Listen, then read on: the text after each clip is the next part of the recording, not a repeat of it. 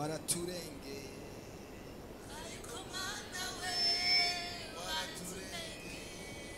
ariko mana we waraturengeye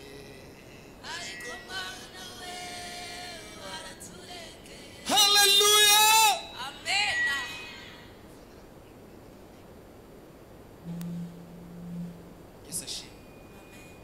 Yesu ashimwe cyane Yesu asifiwe iki gitondo ni cyawe hii asubuhi ni ya kwako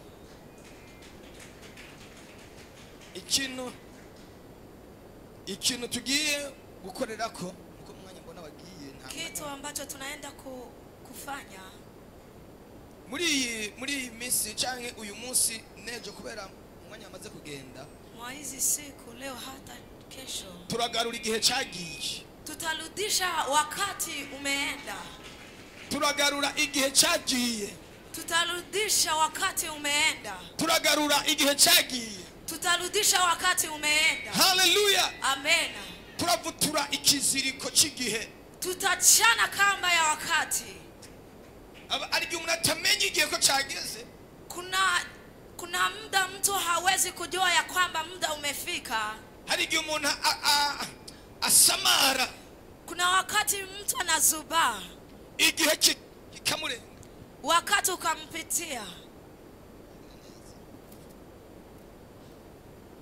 haleluya amen igihe wakati kiri mu bigize ubuzima bwacu ni kitu ambacho kinakuwa hata mwa vitu kimoja mwa vitu vinafanya maisha yetu igihe igihe cyawe wakati wako kumbuye harageze ko harageze panafika igihe cyarageze kutabagwa wakati ulifika ili uokolewe igihe kirarengana ni wabibi wakati ukapita lakini haukujua ariko ico gihe turakigarura lakini wakati huo tutaurudisha turasubiza igihe ku mwanya wacu tutarudisha wakati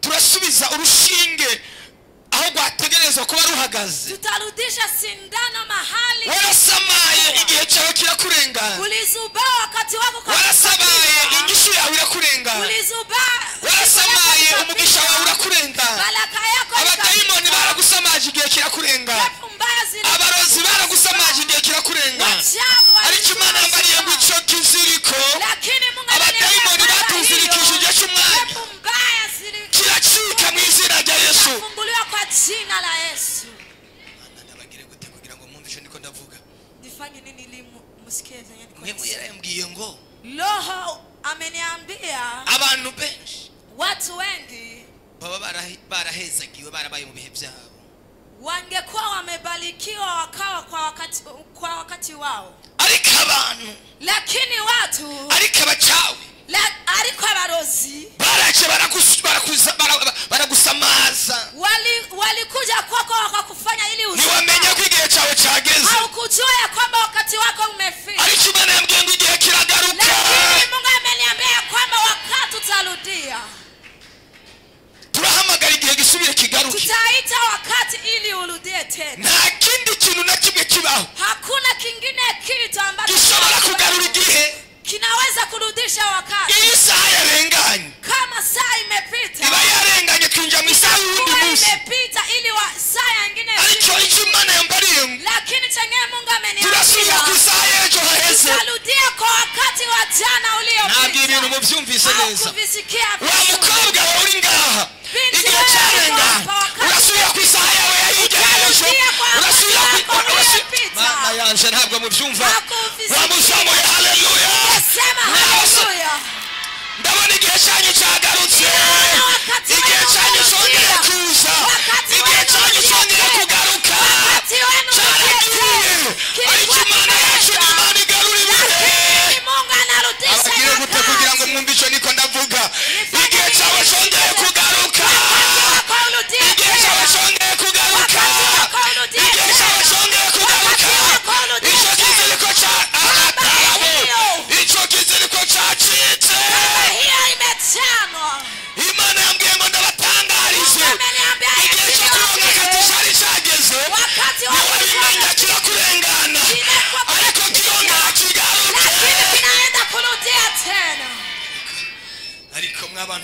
mumeze gute Watu wa igihe cyawe cyongeye kiragarutse wakati wako narudia tena nta wundi nta munyabwenge hakuna mwenye hekima nta mwasolote n'umwe hakuna afise izo mbaraga ana uwezo kongera huu kugarura igihe kurudisha ni Imana wakati yonyine yo kugarura igihe lakini ni Mungu mwenyewe wa kurudisha n'abashaje barasubirana imyaka yo mu buto barasubirana imyaka y'utoto ariko mumeze gute abantu bagiye kukurarira muri 18 watu wanaenda ibyo bari gukora muri 18 utakoze ibyo utari gukora mu myaka 20 utakoze Imana irakugarurira wongera ubikore Imana irakugarurira wongera ubikore ntabwo mubyumvise sema haleluya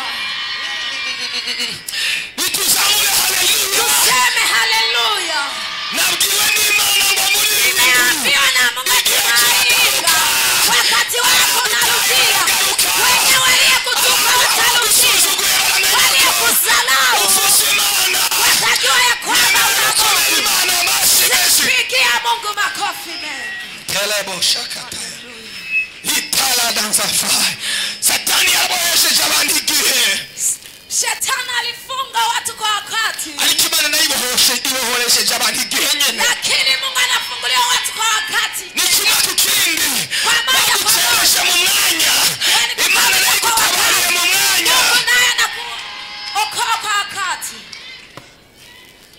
hari ibintu byanse kuna vitu vimekata kwa wakati haleluya amen hari abantu bahagaze mu gihe hagati na hagati kuna watu wanasimama kwa wakati na mukizi bafure iyimwe iri ngaha iyindi raha kama hizi ziko hapa na wari ngaha hagati na wewe uko hapa nashobora kurengana iyi bafure hauwezi nashobora kupitia kurengana iyi bafure na hauwezi kupitia hapa harugaye hapa pana harugaye na hapa pana ariko Imana ihenuye lakini ibyarano Mungu anaangusha na hivi tena kabisome neno kidogo kadisome jambo gani musiguzi ariko muzamura haleluya ungesema haleluya ariko muzamura haleluya ungesema haleluya Mana yanje Mana yanje Mana yanje Mana yanje abagusize wenyewe waliyekupitia barihenze wamejidanganya baribeshe wamejidanganya gatatu tatu ikintu cyose cyashingiye igihe cyacu kandi igikorwa cyose munsi y'ijuru gifise akanya kacu hari igihe cyo kuvuga n'igihe cyo kuvuka n'igihe cyo gupfa igihe cyo gutera n'igihe cyo kurandura ibyatewe igihe cyo kwica n'igihe cyo gukiza iki ni igihe cyo gukiza mu izina rya Yesu huu ni wakati wa kupona ndavuga ngo iki ni igihe cyo gukiza huu ni wakati wa igihe kuponya cyo gupfa wakati wa kufa cyarabayeho mu buzima bwawe kimekuwa kwenye maisha ari yako ibyo wakora byose byagenda bipfa mahali zenyewe zote ulikuwa ibyo unafanya wapanga byose byarapfa zenyewe unapanga amaproje yose wapanga yarapfa zenyewe ulikuwa unapanga imigambi wapanga yose yarononekara zote vilikufa ariko igihe tugezemo lakini wakati igihe cyo kubaho ni wakati wa kuishi abagire gute igihe cyo gusambura n'igihe cyo kubaka hari igihe cyo kugusambura cyabayeho ariko hageze igihe cyo kukubaka lakini leo ni wakati wa kukujenga igihe cyo kurira n'igihe cyo gutwenga igihe cyo kuboroga n'igihe cyo kubyina igihe cyo kubyina cyageze wakati wa kucheza umefika uyo mugozi w'igihe wari warakwizingiriye ko uyo mugozi w'amateka wari warakwizingiriye ko wacitse umefunguliwa ntabwo mubyumva neza hamukuvisikia Imana yaje Mungu amekuja ije guhinduranya ibihe n'iminsi anakuja kugeuza wakati na siku ariko unavuga ati Imana kuna wakati mtu anasema eti Mungu byararangiye vimeshaisha iyi myaka ngezemo nibyo wabigishoboka miaka hii haviwezekani tena igihe kiragaruka lakini wakati unarudia hari igihe umuntu yiraba muri miriwari kuna jinsi mtu anakuwa anajitizama miriwari kamubesha lakini kioo kikamdanganya kikakubesha kikakudanganya kikakubwira ngo he washaje kikakwambia ya kwamba umezeheka hata imvi zimeshakuja niambie kitu kimoja nikaenda kubwira ikintu kimwe imvi mvi ni kitu cha heshima ni kintu cyubahiro. Kugira imvi ntubisuzugure. Kama uko na imvi usiwe unavizalao. Ni ikintu cy'icyubahiro. Lakini ni kitu cha heshima. Nacho bitwaye. Havibebi kitu. Naho hata wibona nk'uwashaje. Unaona umeshazeheka. Abantu bagiye kubonera mu myaka y'umuntu akiri muto. Watu wanaenda kukuonya mu myaka ya mtu. Iri jambo ni prophetike. Neno hili ni la unabii. Iri ni jambo ry'ubuhanuzi. Ni neno la unabii. Kubana igihe cyarenganye. Kwa watu nyakati kugaruka. Wakati unarudia.